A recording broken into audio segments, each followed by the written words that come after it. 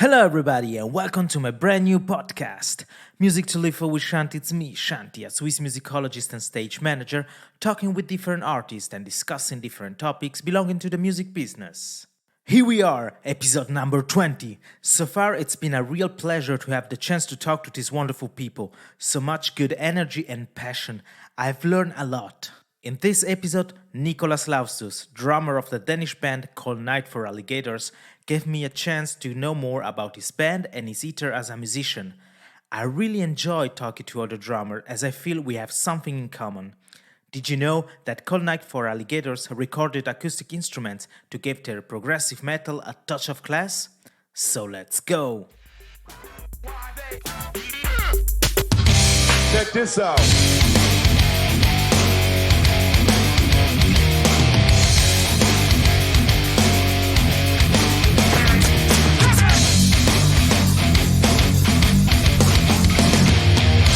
Music to live for with Shanti.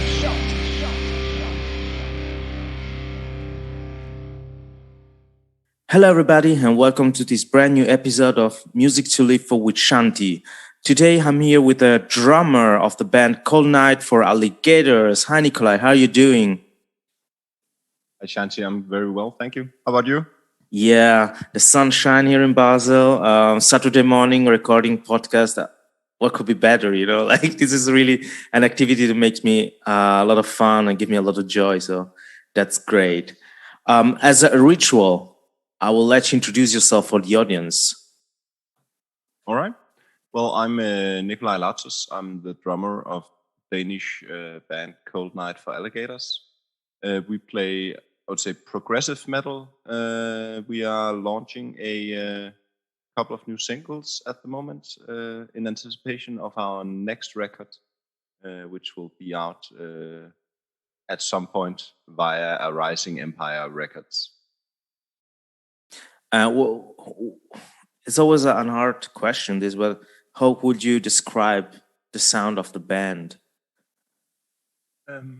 I would say it's eclectic, nerdy, and emotional metal of some sort. I would say, yeah, that's pretty good. Like when I still say we play progressive metal, but like we don't sound anything like Together or Periphery or something. I think we're on the softer side. We are. I'd say we're progressive in the way that we try stuff out. We don't really set limits for ourselves. But I would say our sound it's not super technical. It kind of was on the earlier records, but now we are more into like sort of more focused, tighter songwriting, I would say, especially on the new stuff, which I'm really, really proud of. Mm-hmm. I mean, I was listening to, before the episode, the song No Connection. Yeah. And I really enjoyed the sound because, as I said, it's metal. There is this prog influence, but it's also quite smooth, I would say. And there's also so interesting sound. I mean, you not just use records, electronic instrument. There is also influence from other kind of instrument in it. Yeah, there's piano, violin, and saxophone. I forget if there's anything else on that track, but thank you. Yeah, I'm very proud of it as well. Mm-hmm. I think it's definitely like the softest track we've ever released. In terms of like it's the least metal we've ever sounded, but we were just super happy with it. Yeah, it's definitely a solid track. I love it. And hey, I need to ask, what is about the name of the band? Yeah, we've been asked that a lot, and it's not a great story. And that was before my time. To give you some background, I joined in 2016. So it's been a while, but the band has actually been going, I think, since 2011 in some form. I think they were, and maybe the guys will get mad at me, but I think they weren't really a super serious band at that point. So they had like a lot of changeovers. They released their first album in 2016, right before I joined. So there were a few years where they played some shows and recorded some EPs and with a bunch of different people. So it maybe wasn't the most focused effort like it is today, but I think it was the first bassist in the band, and he just came up with the phrase from somewhere. I think it's like a word. How do you say, like an idiom? Like it's like a common saying, but I have no idea what it means. And I think he was only in the band for a month, so that was that was his only contribution. But so it's not a great story, but it's kind of funny. Yeah, I mean, I always think interesting to see how bands choose, the name or the story behind. I mean, it doesn't have to be, like something incredible, but yes, I mean, the fact is, sometimes you have some name and then you have the sound, and the name looks a lot about like the sound of this band. Let's say when you play really aggressive music, normally you choose like as well quite a kicking or aggressive name. Yeah. But I guess I received a message from you on Instagram the first time, and I was thinking, okay, Cold Night for Alligators, gonna check it out. And I have to be honest, I didn't know what to expect. I used to normally I used to keep myself open, I just go curiosity, and then I said, oh, that's an interesting sound combination with that name, and it's to me it's totally fascinating. And as I said, the track I've listened to is definitely solid. It's another kind of sound that normally you used to hear in that scene, I suppose. No. I have to be honest, I'm more into hardcore and punk or metalcore, but I could sense that.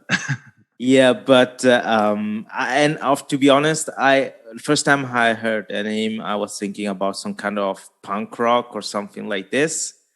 But I have to admit that Denmark release a really good bands in different kind of music. I noticed that in the last times doing podcasting and texting with friends through this COVID period, I have a lot of connection and friends there in Copenhagen and the region, and all those friends playing in bands that I really like. That's really cool. Like I normally used to tour with Ghost Iris, and I know guys from Rodaway. Last year I discovered Cabal, and all different sounds from the same region, and all those sounds to me personally are really, really, really cool. I mean, they got really a strong impact, and I think this is interesting to see, because it seems to me that here in Switzerland, a small country, there's a lot of good musicians. A lot of people nowadays are starting producing themselves using social media and YouTube to promote themselves. But sometimes it's still that it seems that they try to stay, on the line of what is mainstream right now. I mean, maybe to be sure that the product is listened to. But yeah, this is something that I also asked myself last night. Whoa, what's going on here? I mean, a couple of friends in Copenhagen like this, and everybody playing good music. What's the story? It is kind of interesting, and just to say, am I going through okay? Yeah. All right, good. I was just checking my own, and you were louder in my end than I was, but as long as as long as I record on your end, that's fine. But and we were also talking about that previously, and I think the scene here in Denmark is like incredibly healthy right now. Also, I would say, given our sort of the history of the Danish scene, is kind of surprising, because like if you look at you, of course, some of the bands that are maybe more into the part of the sort of more, I would say, sort of new school, like metalcore-ish with some various different flavors like Ghost Iris, Cabal. I would still say we are kind of a metalcore band, at least. Maybe not, you mentioned No Connection. That's not really a metalcore track, but a lot of our stuff is kind of that. But also within bands that have more of like an old school ethos, like within like death metal and black metal and stuff like that. At least here in Copenhagen, there's a really it seems like there's a really thriving scene, and bands are getting like a lot of recognition, also like mainstream mainstream attention, which is really weird. Like death metal has become kind of mainstream in Denmark. Not like the band, they aren't played on the radio, but like they get like the press coverage and awards and stuff. And of course, some bands are starting to really do well internationally. Yeah, you mentioned Ghost Diaries and Cabal, but also we have some good friends in Møl, who's like a black gaze band. They're from not from Copenhagen, but from Aarhus, in the western part of Denmark. And they're like just a huge success. They're signed to Nuclear Blast now, and I got a sneak preview of their upcoming records, so they're just gonna be even bigger now. So yeah, it's kind of exciting, because I feel like being from Denmark, in like all aspects, like you always compare yourself to like Sweden, and that's sort of that your neighboring countries, and like if you compare like metal in the 19s and the aughts in Denmark and Sweden, Denmark is just like there's like no contest. It's like what would you say? It's like Denmark is playing around in the sandbox in the kindergarten, and like the Swedish bands have gone pro. Like and like I know people that were like in good bands in Denmark in the 90s, but like still, it's like you cannot compare it to what Meshuggah, at the Gates, Flames, stuff like that that have been coming, like some of the older Swedish bands at the same time, which are just like international, benchmarks for bands, at least in our genre. Yeah, I think we have the same problem or the same topics with Germany and Switzerland, like, and not just for the language, but even musically, Germany has this huge impact for Central Europe. And it happens a couple of years ago, there was a lot of good metalcore band also here in Switzerland, but everybody thought, oh, you're from Germany or like this. It's difficult to connect that name with that specific country sometimes. But I think this is maybe one of the positive reaction to this COVID period, that a lot of bands definitely had the time to study new product, to study new ways of producing music and create, because sometimes, I mean, with the rhythm we had before, we were for sure a lot on tour, of course receiving new input from that kind of experience, but now it was like just like a full stop. And so what we can do, how we feel our days, and it happens to me to listen to also some sneak peek of some new song will be released from some bands, and I say, you notice that there is this, in some ways, forced period of staying closed, and on the other side, you notice that all the emotions, because this is art. I mean, music, it works directly with emotion. You notice that comes out in different ways, and so I think culturally, it's definitely an interesting period to live in right now.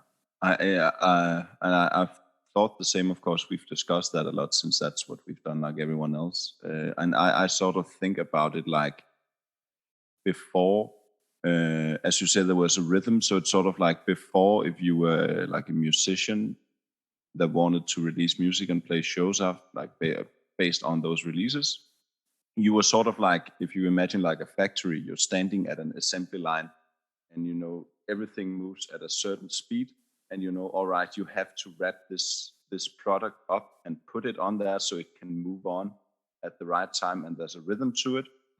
And now with COVID, like the assembly line stopped, and you just got locked away in your workshop to like, well, come up with something.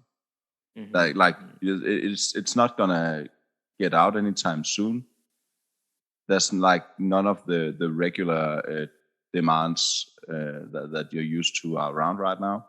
So it's sort of like it's up to you what you want to make, and it's really cool in that way. But I also feel like at least for now we're holding off a little bit on our release, but it's just gonna be a nightmare trying to get attention as like a smaller band coming out of COVID, because everyone has new stuff they want to promote. You can also see right now all of the festivals are getting extended. We have like Copenhagen in Copenhagen is like the big metal festival. They just extended with an extra day, and if you look at the headliners, they just want to maximize like how many people they can draw. They have Metallica, Iron Maiden, Judas Priest, and Kiss. Whoa. Those are the four headliners, and it's not like it's a big enough festival, but it's like I think it's like 20-something thousand people. So it's like insane overkill in terms of like how much music is being pushed now after COVID. But it's going to be great for festival goers because they're going to get like extra days of everything. And everybody want to join it, like we are all missing.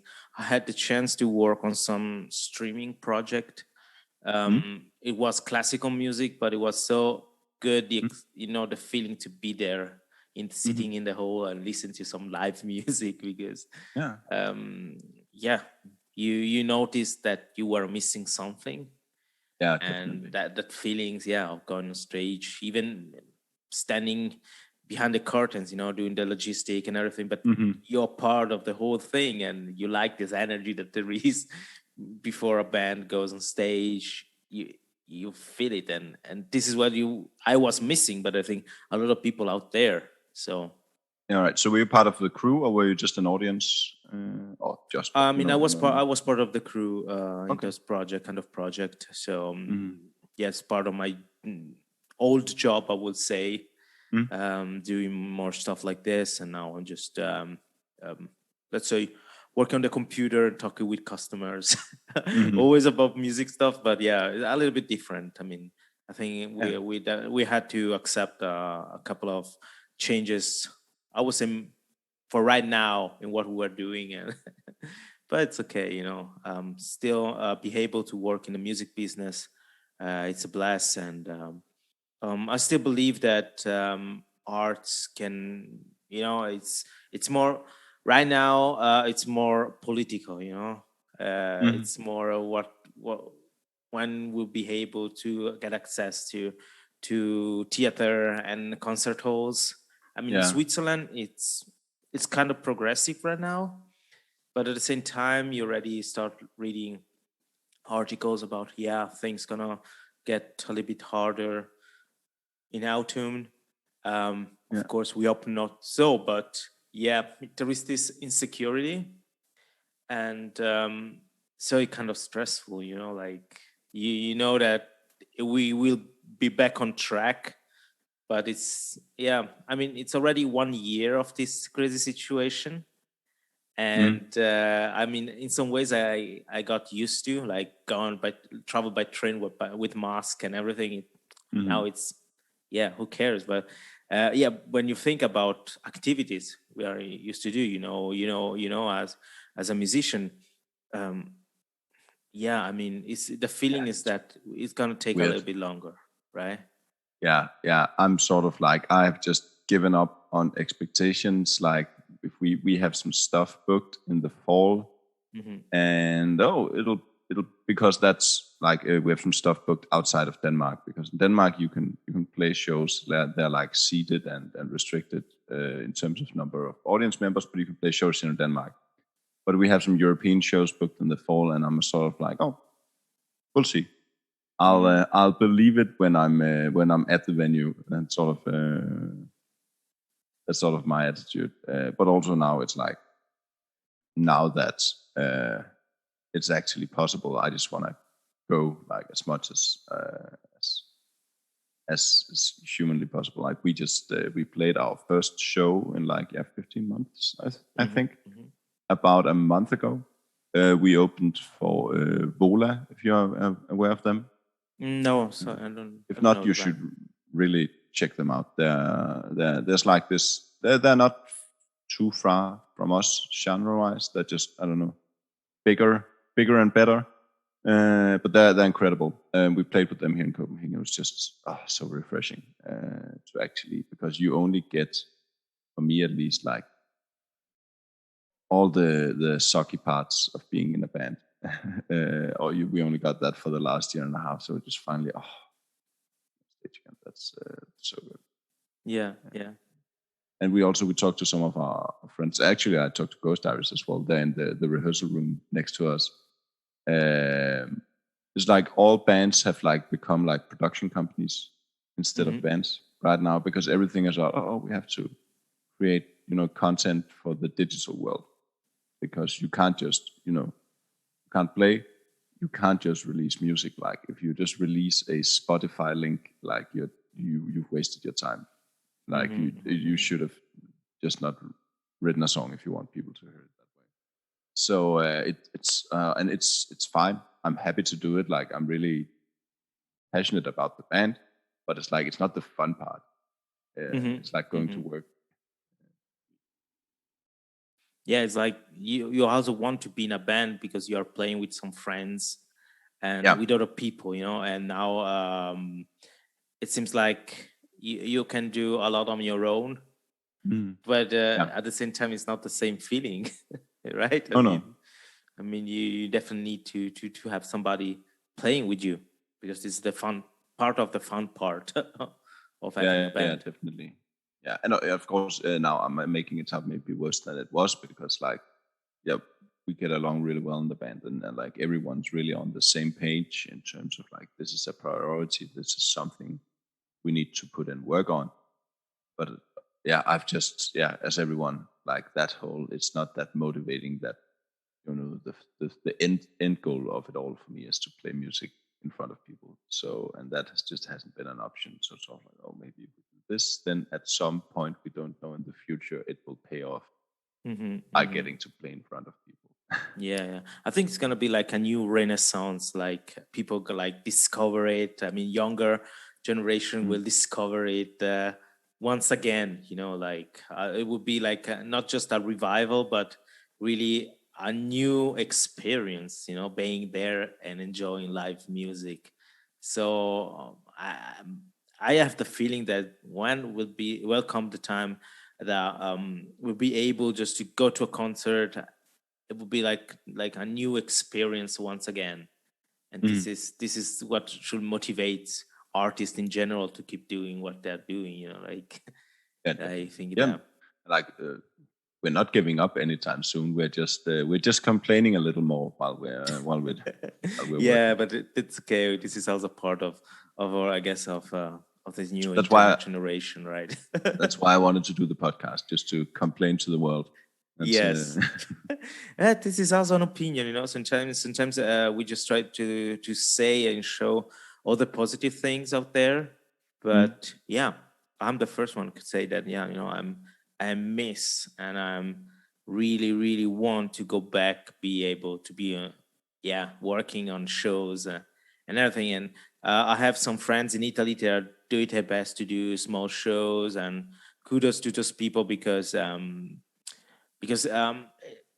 think this is one of the most important topics in general, wherever you are in Europe or around the world. It's just culture is something important for daily life. I mean, because people sometimes they go on Netflix or they turn on the radio, and they think that these kind of products are just like done like this, like they were already there. They don't think there is kind of process behind people making makeup, light engineer, sound engineer, cameras, directors. Like it seems like every products are just there. It's instant gratification, and not like talk, because like I'm the same as everyone else. Like I zone out in front of Netflix or HBO or whichever it is sometimes.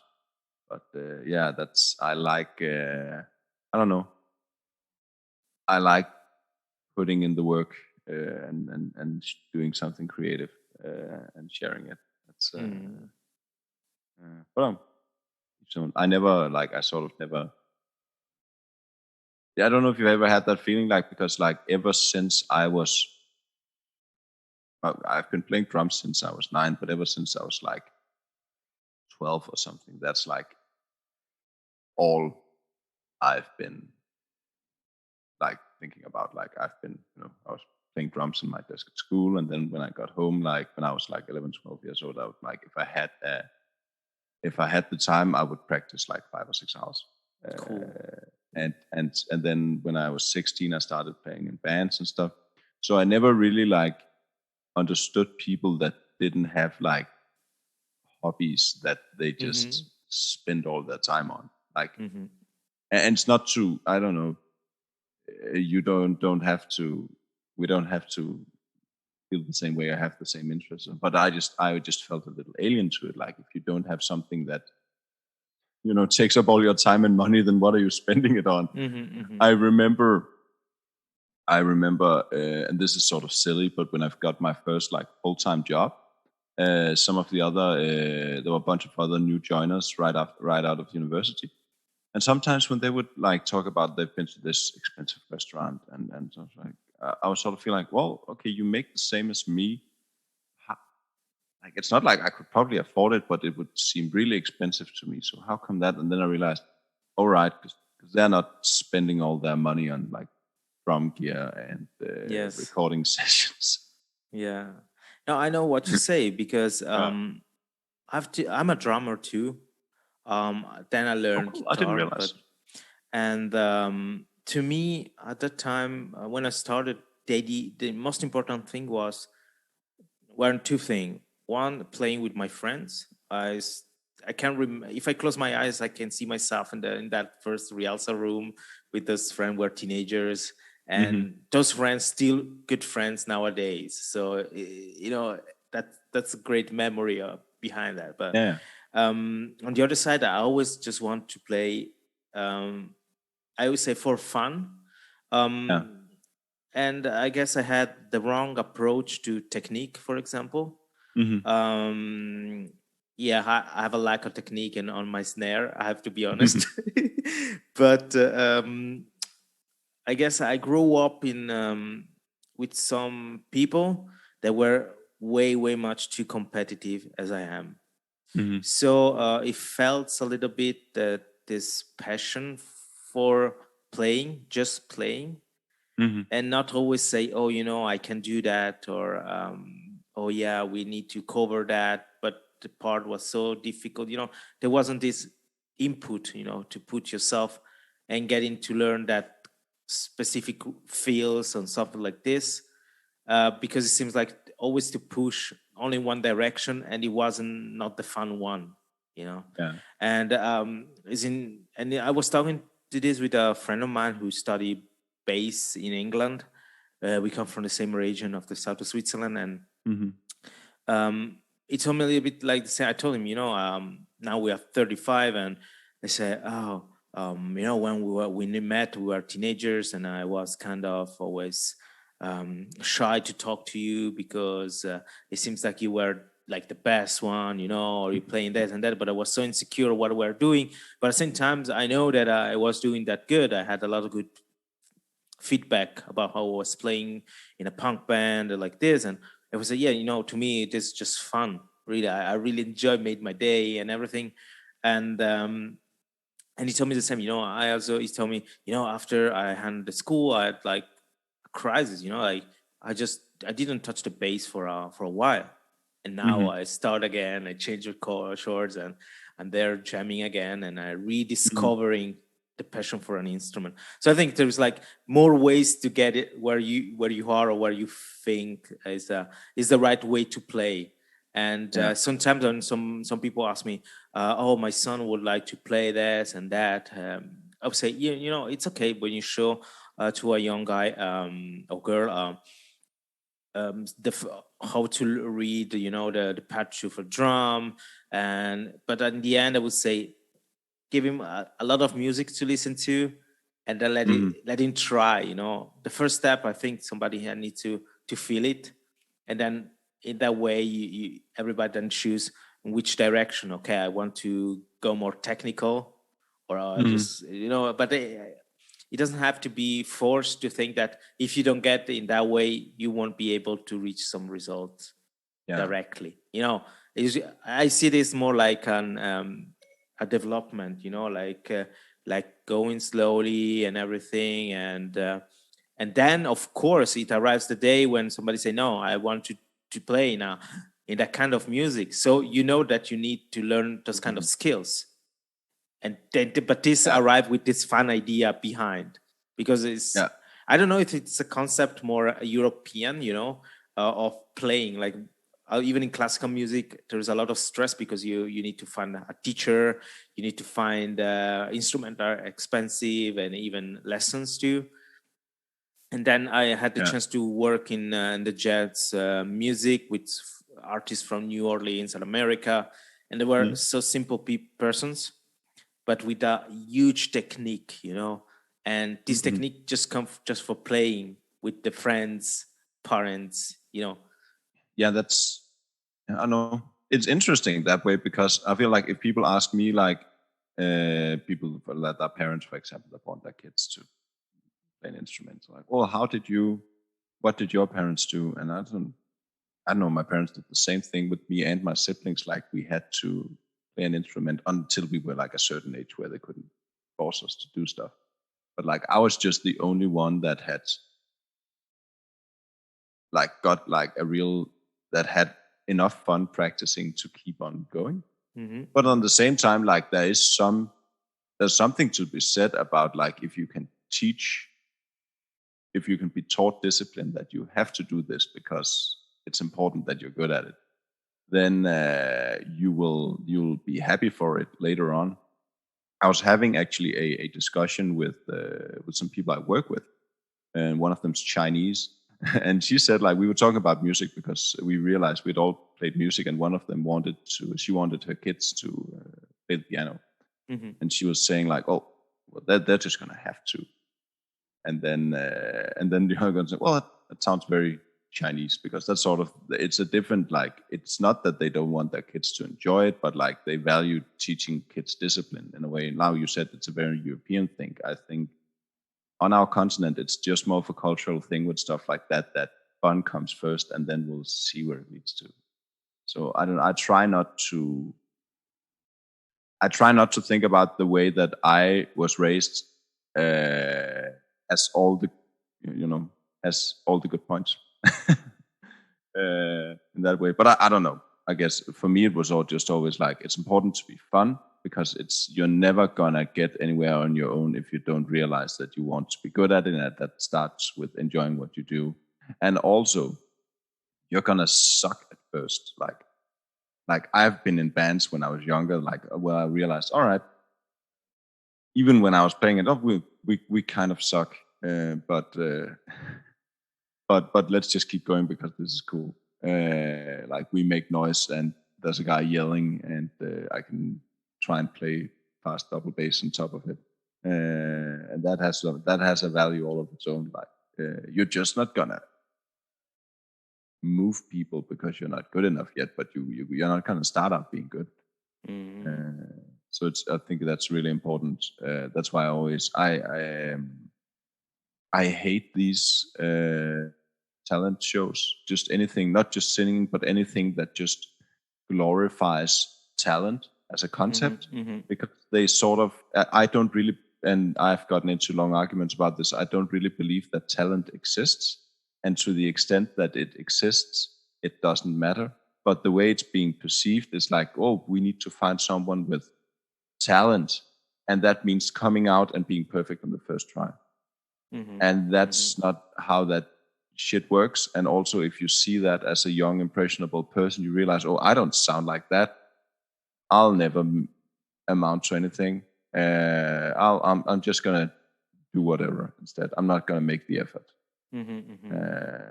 So it's, and I was really happy that I had supportive parents. Like, I had a drum kit in our basement, and as I said, I would sometimes practice for 5 or 6 hours a day.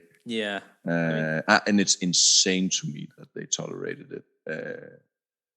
I remember one time I had been practicing for like 3 hours or something, and my room was in the basement, and our living room was right on top of it.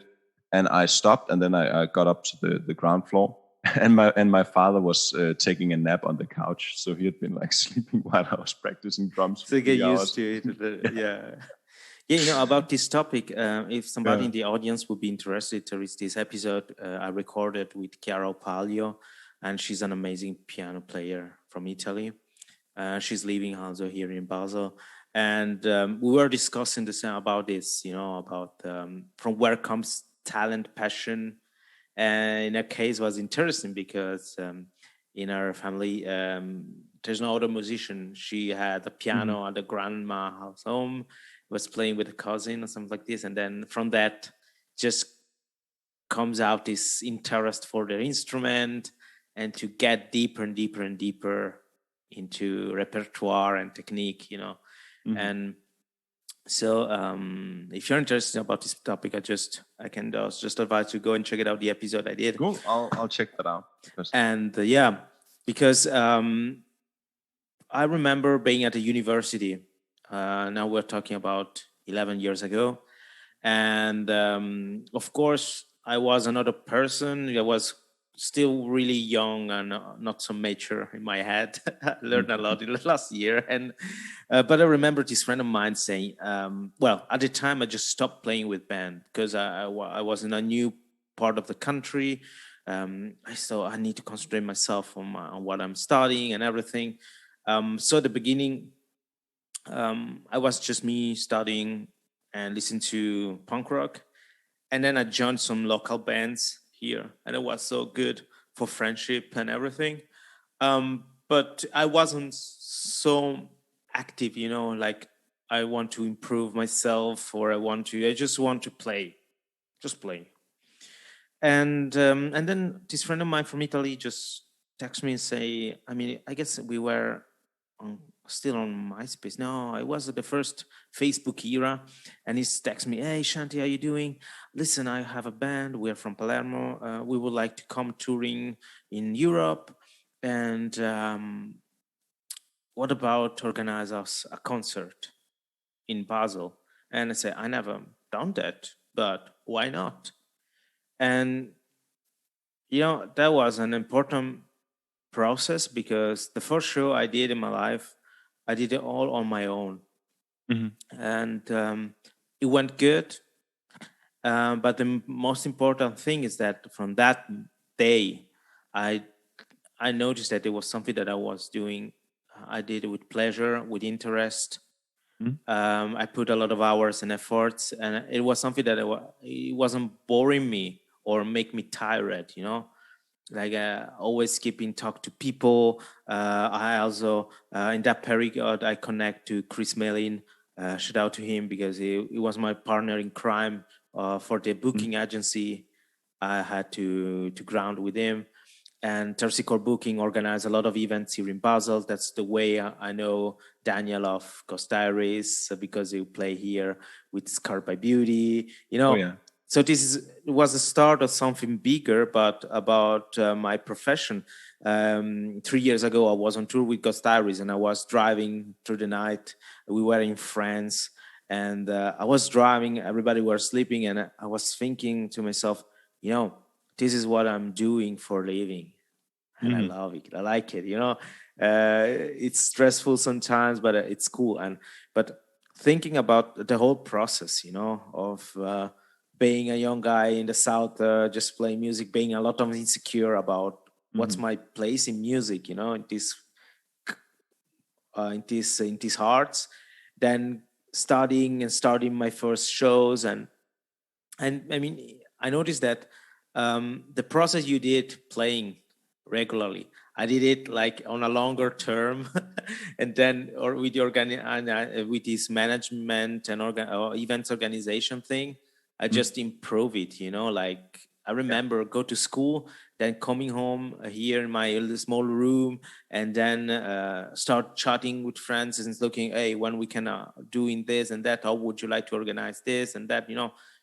And I was constant, and I was constant, and then you know, it ended up that I had a job at the opera in Zurich that it was one of the most great concert hall of the country. It broke me in a lot of places where I thought, oh, that would be nice to work there one day. And 1 years later, I was there working, and cool. I think this process of finding something that you like and you enjoy, and the way you put that that effort, I would say, and this is something that we're struggling a lot, because I said I was a drummer. I was seeing a lot of friends improving, blast beating, double bass drum, Have you seen my, double snare. I always say double roll. Have you seen my coffee cup? Sorry, I love it. I love it. I have also a T-shirt from the drummer of Straight from the Path. I have one of those. I bought that to get just my coffee cup says blast beats. Yeah, and I got the the Pornhub cover, but with plus beat on it, and I love it. I have the one with a gorilla on it. I really like that podcast as well. Yes, that's great. There's a lot of sparring, but as I said, and then I had my thoughts, but then I saw, if I look back in these 11 years, I saw this progress, and this is something that I think is really interesting. And I would like also to share. This is one of the reasons why I'm doing this podcast, try to be able to share something with younger or older friends, and try to give this motivation. There is not one right way to do something, but there is a lot. But your experience, I think, would be really, really motivating for people that the same of your character, to think, oh, maybe I'm spending too much time. No, that's the way. It makes you funny, makes you happy, makes you feel complete at the end of the day. So let's go for it. Yeah, it's sort of, because I think it's like with everything in life, like if you are genuine and put in the work, like not only are people gonna want to do stuff with you, but you'll, at the end of the day, you're not gonna feel like it's wasted no matter what the results are, because I don't know, like I really like my band and we do some cool stuff, but like if you compare to like Ghost Diaries, we talked about, and not because they're huge bands, but we are like nobody's compared to them, but it's sort of like, well, I don't care. I think like the new record we did is so fucking good. Like I'm so happy with it. It's the best thing I've ever been a part of. Like even like normally I hate listening to the drums after I record something, and I'm just stoked on almost all everything I did there, and like the songwriting, the vocals, the production.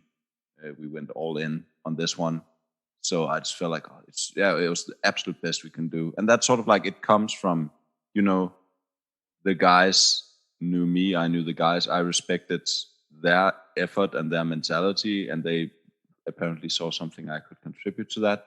But it's sort of like your attitude is going to bring about the results, so and people are going to recognize that. It's like, in my day job, which is again completely different, it's like very corporate, but when we look at like new hires, like if you come right out of school, of course, if you have the right degree and you've studied the right subjects, that's sort of a check mark. And if you have good grades, but it's not going to get you hired. It's like, what have you actually done? Have you had any relevant work? And it's like the same, the same with music. Like I'm, it's maybe not, it's not the best comparison because it's so different, but like, I can show up with all the right drum gear. And if I play stuff that doesn't vibe with the other people creatively, it's just, it's not going to work. I actually, I told you this, I'm doing a couple of session things. I'm doing stand-in drums for Cabal, which is a really cool Danish band. People should check out. They're pretty big. They probably know them if they've found their way here. But and I had my first practice with them on Thursday this week, and today's Saturday, so 2 nights ago. And and I was also like, I had a really short time to learn 12 songs, so I just felt like I absolutely butchered it. But the vibe was good, and I just focused on getting through the songs, and they were pretty positive. And then now I have a month to improve all the the tricky double bass parts that I just completely fucked up. But but they were confident. Like I told them, also because I've been having I had a back injury, so I took 3 weeks off from playing drums, and then I had to learn 12 songs in a week and a half. So I just told them to begin with, I'm not very confident about this, but I learned it well enough that I can play everything without stopping the song and starting it over. And these 4 double bass parts, because if you've heard the music, it's pretty heavy and groovy, but there's also some really intricate, tricky stuff in there. Yeah, that has to be like super like inhumanly tight and type. Like I call it guitarist drums, because it's something that a drummer would never write. Yeah, it's always I the know guitarist that writes those types of things. So, but I just told him, I've been under a lot of pressure. I can definitely play it so the vibe is right. It can groove, but these and these parts I'm gonna suck at. So just be warned. And I think it went well. And now I just I have a month before we actually have to play live, so I know what I'm doing for my summer vacation. Yeah, I'm practicing Kabul.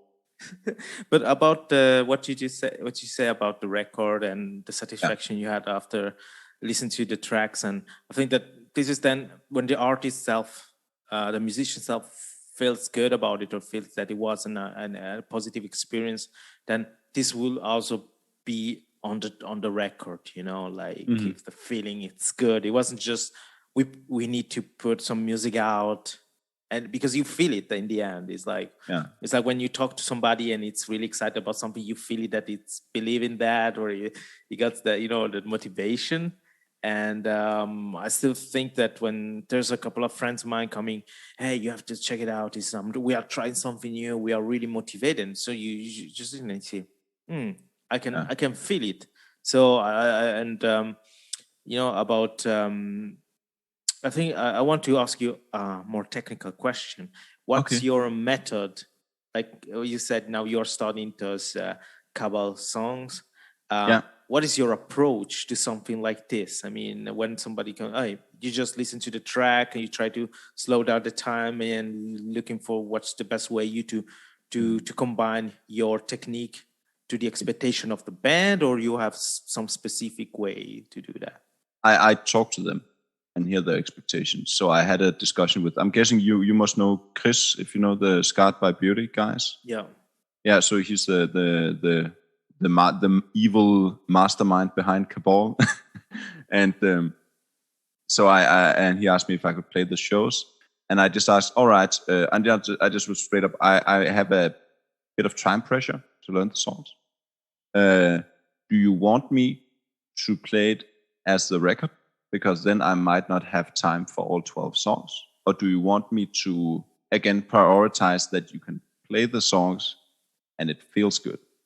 And then I know what I have to improve afterwards. And he just said the latter. Like, he's very, he's a guitarist, so he's very like, as long as the places where the kick drums sync up, focus on those. And then all the little, splashes and stuff. Yeah. That's whatever. And he just said, well, we want to see what you do with it. So and if he could have had a different preference, of course. Then I would have just been honest. All right, if you want me to play the songs perfectly, I'm going to show up and play half the set. And then the next week, I'm going to play 2 more songs. Next week, I'm going to play 2 more songs, but then it'll be perfect. And then I just sit down and I didn't get tabs for the songs. I usually would like that. But I just sit down, I make a Spotify playlist, and then I try to listen, like really intently through the song, and just write down a little roadmap. So take notes. So I have each like very detailed section going through the song, and I listen through it a few times while reading it, just to internalize it, because the point that I want to get to is the feeling that the music sort of plays me. And this is because then you're not thinking about, I have to start at the hi-hat, go over the toms and hit the cymbal. Yeah. you're just saying, all right, this is how the song goes, and then you're just part of the song. And then you can always adjust the details of what you're actually playing, because then you just adjust your own perception of what should. It's a little abstract, but that's sort of how I think about it. And it's actually funny. I asked a question to George Colliers, the drummer of Nile, once. I was at a clinic with him. Cool. You know him, right? Yeah. World's best death metal drummer. You can't change my mind. He's such a legend. And I was talking about something about learning to play what he does at those tempos, and he just said, "Well, I just play the music.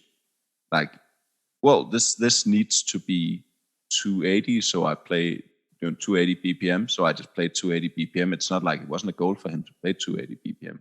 I'm guessing it wasn't. Otherwise, you don't get that fast. But I think that's the right approach for it. Like, what does I'm so far away from the question you asked right now. No. I think but I would the say approach is interesting because if the band asked me, and I have a couple of other stand-in gigs coming up after that, where I'm playing some concerts with my friends as well. And the important thing for me is what would make them happy to have me be there. Is it because I show up and sound like the record, and no one has to worry about it? Then that's what I'm gonna do. Is it to show up and be fun to jam with and have some sort of, not total improvisation, but some sort of input on my own of how I want to play the songs? Then I'm happy to do that. And just like whatever they want, I'm just gonna tell them, well, I can do that in 1 week. I can get that in 2 weeks if you want me to play this many songs, just like the record. And because I'm just gonna be honest about what am I able to do, because I'm not the world's best drummer. So these are my abilities. This is what I can give you. But on the other side, I always think that a band live, it's cool when you got this live feeling that is not like on the records. But I get it that it's important that when that there is this security in some fields in some point, when you see that the drummer is not like reading. Because sometimes you listen to some drum students that they learn a song by tablatures.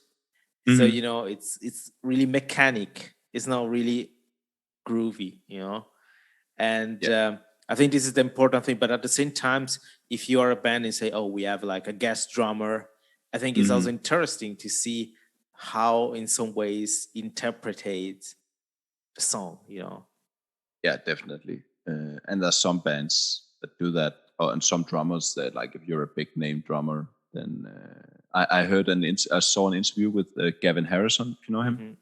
He told the interviewer that when he does a record, he records the drums in his home studio and mixes them, or he gets someone to mix them, but he knows exactly what he wants his drums to sound like, and then he just sends the band a finished stereo mix of his drums. Okay. So he doesn't let anyone else interfere with what he does or how he sounds. And also, he sounds incredible. Like he's like a world-class drummer, so he can do that. I'm not that guy, so I want them to feel happy playing with me. And the way I do that is also, I did that with Cabal as well. I simplify stuff until I can make it feel good. So as I said, then I'll have time to work on the stuff I can't play yet. So I told them, you're getting like the Neanderthal version of these drums. Because right now I can play like a Neanderthal. I can't play like the other guy's actually also called Nikolaj. I can't play like the other Nikolaj. Not yet. Maybe in a couple of weeks. We'll see how far I get. But until like Neanderthal works to begin with. That's yeah, I know what you mean. But for example, if we take a huge band, let's take Slipknot. I mean, they got Joe Jordison playing drums, and I mean, I was really amazed the way he plays, because you recognize his style. Yeah. And then they choose for Jay Weinberg, and I mean this was an interesting choice, but I think it's interesting because they didn't lose the Slipknot vibes, but at the No. same time you feel that there is somebody else Yeah. on the drum. Like it was a good, interesting balance as a choice thing. Yeah, with those guys, I think it's also because, and I love Joe Jordison as a drummer, but also like part of his charm is, as with everyone, is, his limitations. Like he played those fills and you can hear he's really, really pushing it. And he's not like Vinny Colaiuta or something. He's not like a chameleon. He sounds like he does because this is what he can do. And you can also, I'm perfectly happy with Jay Weinberg, but to me he's there because he sounds enough like Joe Jordison, and he's a very, very competent and creative drummer in his own right. But he still has to, and he knows this as well. He's brought in to sound like Slipknot drums. So I think in that way, Joe Jordison, he invented that sound. I didn't invent the sound of like nu metal drums, but he invented, he was just big enough that now he's like the sound of that band. When I discovered punk rock, I mean, that's interesting. I received yesterday 2 LPs.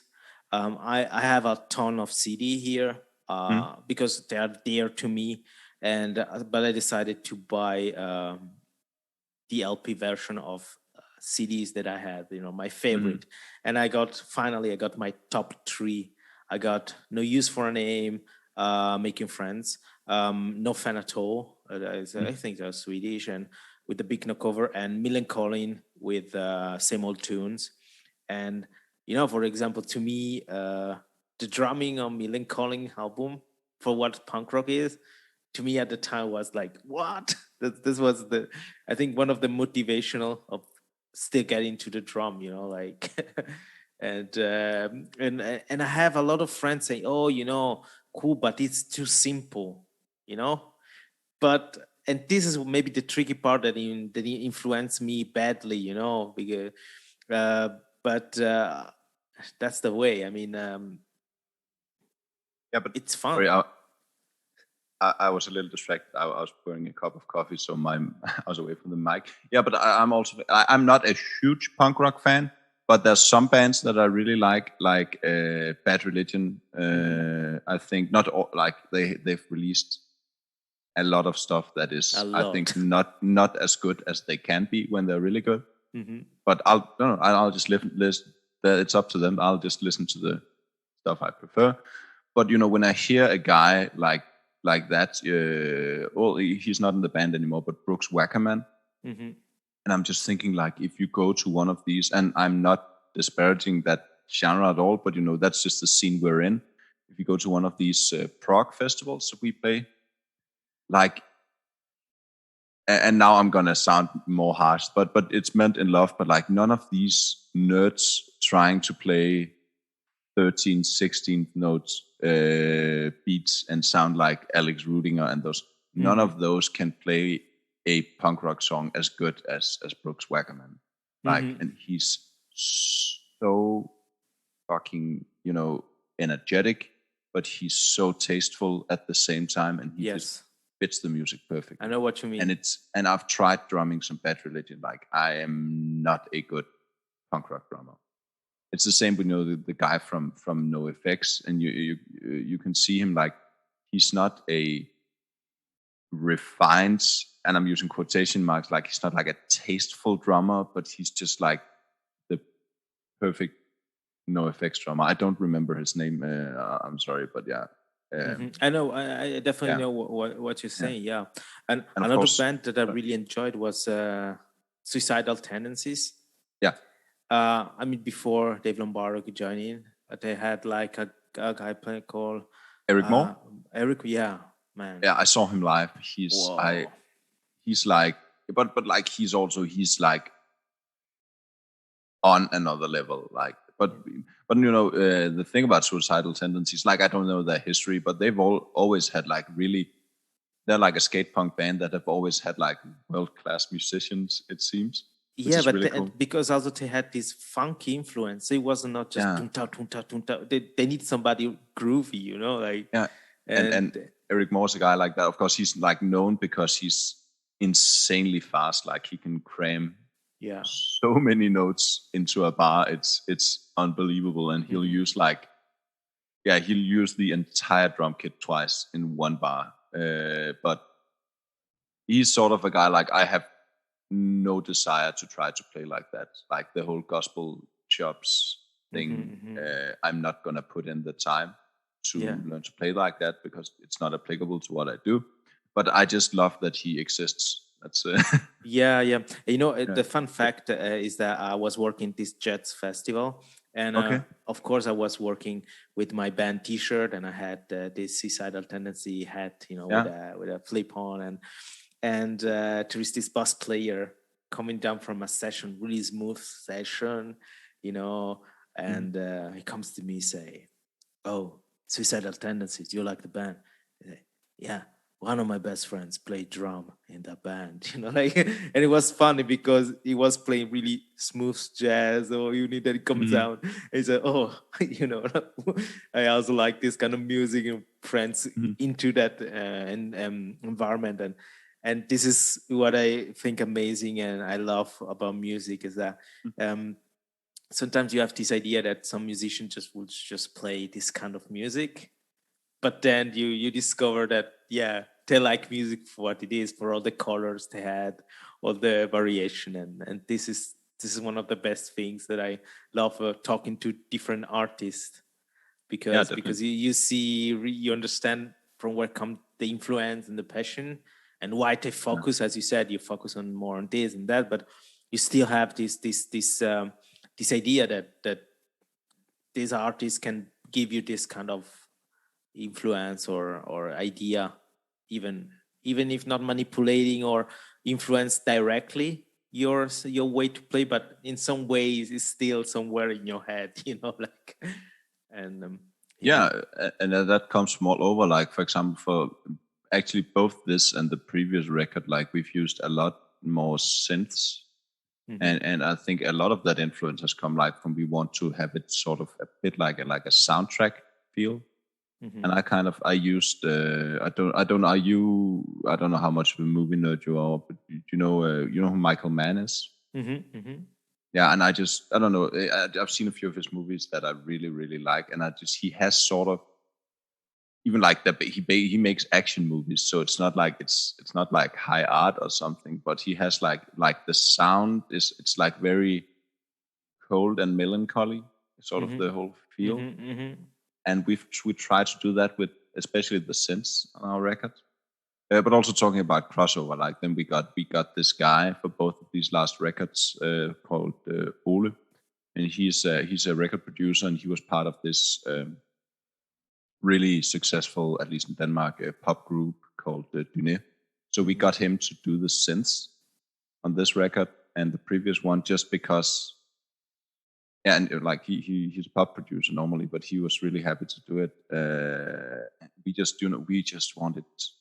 We know what we can do. We can probably write some cool stuff, but we want the best people working on it, and we are not the best people when it comes to making synths sound cool and feel cool. So there's some. Yeah, I really like that crossover as well. Sorry, I sort of took your point and just made it something else, but no, that's what I like. That's what I like when there's this interaction. And we had so many of those experiences on this record because we agreed that we had sort of our previous record. We had sort of not a terrible, but we had some bad experiences, a little bit of bad taste in our mouths, just creatively and the process, and of course it didn't really do as well as we wanted. So we just said for this record, okay, we'll make the record we want to make. We want to make it like really focused, really good, really. We're not gonna put any stuff we think is filler. We cut a bunch of stuff and a bunch of like fully produced tracks that didn't end up get there because they weren't good enough. And those were really hard discussions to have. But the other thing was also that we want to make the product, the production, like we don't want it to sound like a small band. It's the same when we play live. We bring our own lights and our own crew and stuff, because we want to play. If we play a festival, we want to look more professional and play better than the bands that play after us, because we want to look like we should have been playing later. And we sort of brought the same thing to this record. So sort of like, if it's meant to sound like as you said, we wrote some synths. We are not going to toy around with a shitty plugin we don't know how to do. We're going to get like a professional guy to do the synths, so the synths sound, excellent. Yeah. And we want the instruments on there that's supposed to be real instruments. We want them to be real instruments. So we got a pianist, a saxophonist, you heard No Connection. We got a violinist, we got a cellist. We brought in a choir. And all of these people from different backgrounds, they were sort of like, oh, it's really cool to play on a metal record, which is sort of nice, because we don't really think of ourselves as, we are not that special or interesting. We're just, four nerds that play music. But this like the saxophonist guy, and he's like a professional jazz musician. He just came in and we were like, it was my idea to put a saxophone solo in the song, and some of the other guys were a bit skeptical. And the way we wrote the song, that didn't really need to be a solo in that section. It could just be like a nice sort of midsection piece. But I just really kept pushing on it, and we tried to write some ideas like in tablature and then we'll bring the guy to the studio and get him to do the solo, and then we'll decide. And he just did the first improvised take. I think I have a video of it somewhere, where you can he's in the control room and he improvised the take, and then it breaks and it's silence, and you can hear everyone in the control room next to him going, "Whoa!" So it was just such a cool experience, getting people like that who had like no background like we did. Like we want to hire people that can just do a good job, come in, do a good job, and make us look cool, basically. Now, this is important, and it's something that I like it. I mean, the way when you have an idea, of course you can do on your own, but you know that you won't be like, if there is somebody else doing that didn't have the right know-how. But also it's like another point of view, because sometimes you doing thing on your own, you stay with your line, and when you have a third part coming in, it can also brings you another ideas, others, it makes evolve positively the whole thing. So yeah. And I personally, that's like, we are a core of 4 people in the band. So we are in charge creatively and of course like with everything. And we have all the responsibilities. But I love in the creative process, and especially in the production part, I love sort of being collaborative, because I love getting outside people's view on it, because I think we're at a point where we're confident enough about what we know is good, that like we are happy to have someone have a different, well, maybe this doesn't need that extra bridge, or throw out the breakdown. This song doesn't need a breakdown. It's not a metal core song. It's like, a prog rock song, or someone comes in, and just improvises a saxophone solo. We're not gonna know how that's gonna sound, but we are really interested to hear the thoughts. And it was the same with getting the guy, because Chris from Cabal, as you know, he's also a producer. I don't know if I said that already, but he produced all of the vocals and all of the additional instruments we recorded with him. But then we got Jakob Hansen to mix it, he's like a really well-established Danish producer. He's done like, Volbeat and Catatonia and I think Arch Enemy and the Black Dahlia Murder. So he's a really well-established guy. So we got him to mix it, and I love Chris and I love working with Chris, but I was like, I'm not gonna record the drums with someone else. I want to record the drums with the guy that's gonna mix it, because again, he's gonna have the best knowledge. And that's also like drums are an instrument where if the acoustics of what you capture doesn't fit what the guy who has to make it all sort of fit together wants, he's just gonna do what he does, and it's the end result is gonna suffer. So I wanted to go to him and record the drums, and I was a little, I could have been easier about that, but then again it worked out, and like I was really surprised that we could actually do it with Jakob, because I expected him to be way outside our budget, but he was really cool about it. And I loved recording drums in his studio with him as well. Yeah. So I'm sorry, I went off on a tangent again, but yeah, that's it's a really good process. Like this was the first time I ever had fun recording drums, and I love playing drums, but I hate recording them. Cool. So now I'm definitely curious to see what comes out from your band, and I hope that also all the audience gonna go listen to it. Cold Night for Alligators. Nikolaj, thank you very much for this chat. We are closing this episode. Would you like to say something to close, even also in Danish if you want? Oh, I'll just do it in English. Well, thanks to anyone who thought it would be interesting to listen to me ramble. I really, really hope you'll check it out. Check out what we do. Check out Shanti's other podcasts. Thanks for the opportunity, Shanti. Do you know when this is being released? Well, I think that's going to be like in a couple of weeks, but... All right. So at that time, we have a new single that, to the people in the future, we have an old single from 9th of July called Nostalgic. It's like the metal song on the album. And we wrote, like, the lyrics are about like how the metal scene doesn't like us. So we thought that was appropriate. Check it out. I'm really proud of it, and enjoy your summer and hopefully your post-COVID reopenings around the world. Check this out.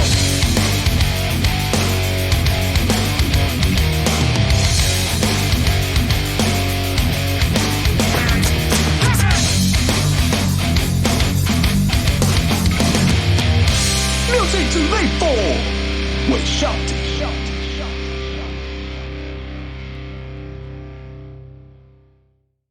I closed this 20th episode with a new single from Cold Night of Alligators.